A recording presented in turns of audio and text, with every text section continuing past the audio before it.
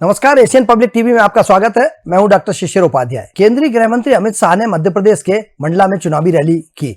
चुनावी सभा के दौरान उन्होंने मंडला में से बीजेपी उम्मीदवार फग्गन सिंह कुलस्ते के लिए वोट मांगे, साथ ही अपनी सरकार के कामों को गिनाया। अमित शाह ने मंडला की जनता को बताया कि हमारी सरकार ने आदिवासियों के लिए क्या काम किया है। इसके साथ ही उन्होंने धारा 370 को लेकर कांग्रेस पर निशाना साधा। शाह ने कहा कि सत्ता में आने के बाद धारा 370 को हाथ मत लगाना। इसके साथ ही गृह मंत्री अमित शाह ने कहा कि कांग्रेस सपने में भी सत्ता में नहीं आएगी। उन्होंने कहा कि अगर कभी कभार सत्ता में आ भी जाए तो धारा 370 को कभी हाथ मत लगाना। यह भारतीय जनता पार्टी के कार्यकर्ताओं की मेहनत है। पहले पाकिस्तान से इस देश में कोई भी घुस जाता, बम धमाके के बाद मनमोहन सिंह कुछ नहीं करते थे। नरेंद्र मोदी ने प्रधानमंत्री बनने के बाद आतंकवादी बाज नहीं आए। उरी और पुलवामा में हमला किया, हमने 10 दिन में ही उनके घर में घुसकर सफाया कर दिया। आरजेडी सुप्रीमो लालू प्रसाद यादव की बेटी मीसा भारती ने पत्रकारों से बातचीत करते हुए कहा, पीएम मोदी पर बड़ा हमला किया है। मानेसर में पत्रकारों से बातचीत करते समय उन्होंने कहा कि जनता ने मौका दिया है।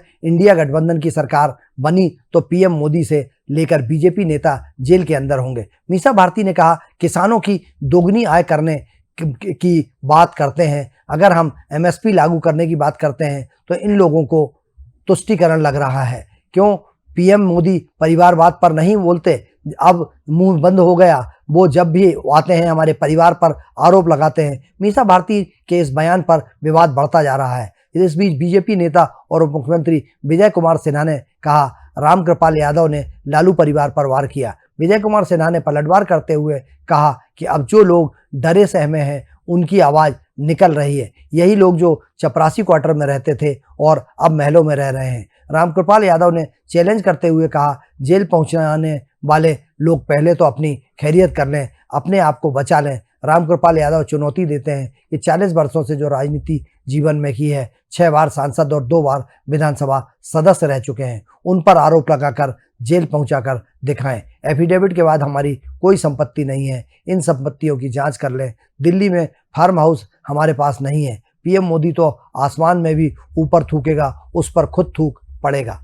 राजस्थान में लोकसभा चुनाव के पहले चरण में 12 सीटों पर चुनाव हो रहा है। बीकानेर सीट से इसमें एक भी यहाँ कांग्रेस के ने गोविंद राम मेघवाल को चुनाव लड़ाया है। मेघवाल के समर्थन में ही कांग्रेस नेता राहुल गांधी की सभा का आयोजन हुआ। यह सभा अनूपगढ़ में आयोजित हुई। सभा को संबोधित करते हुए राहुल गांधी ने केंद्र की नरेंद्र मोदी सरकार पर जमकर आरोप लगाया। साथ ही कांग्रेस की सरकार बनने पर जनता के लिए कांग्रेस के वादों को याद दिलाया। उन्होंने अपने भाषण में गरीब परिवारों को हर महीने 8,500 रुपए देने की बात कही। उन्होंने कहा कि वो इस कदम से देश में गरीबी हटाने का काम करेंगे। राहुल गांधी ने कहा, कांग्रेस की सरकार बनी तो देश में ठेका प्रथा बंद कर देंगे, यानी अभी तक जो कार्य सरकार में कॉन्ट्रैक्ट और ठेकेदारों जरिए कराया जाता था वह काम करने के लिए परमानेंट कर्मचारियों की भर्ती करेंगे, उनके से कार्य करवाएंगे, उनका भविष्य भी सुरक्षित रखेंगे। पीएम मोदी ने जनसभा में आए कार्यकर्ताओं से सवाल किया, मेरा एक पर्सनल काम है, आप करोगे?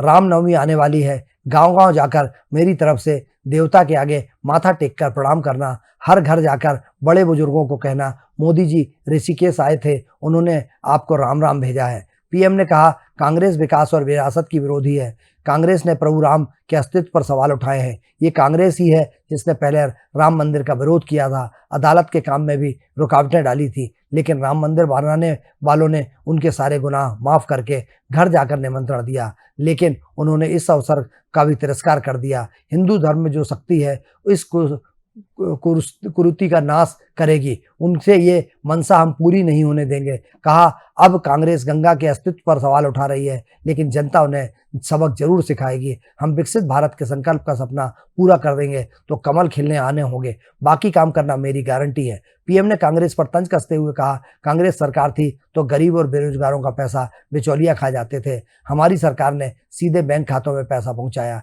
कांग्रेस होती तो यह सब लुट जाता।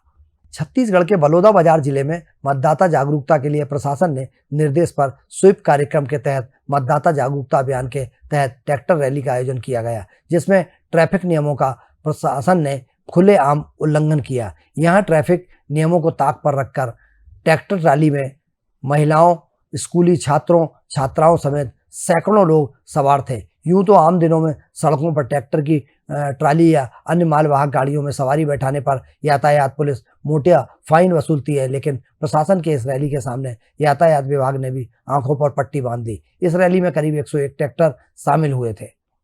इस तरह की खबरें हम आपको दिखाते रहेंगे। आप बने रहिए एशियन पब्लिक टीवी पर। मुझे दीजिए इजाजत। नमस्कार।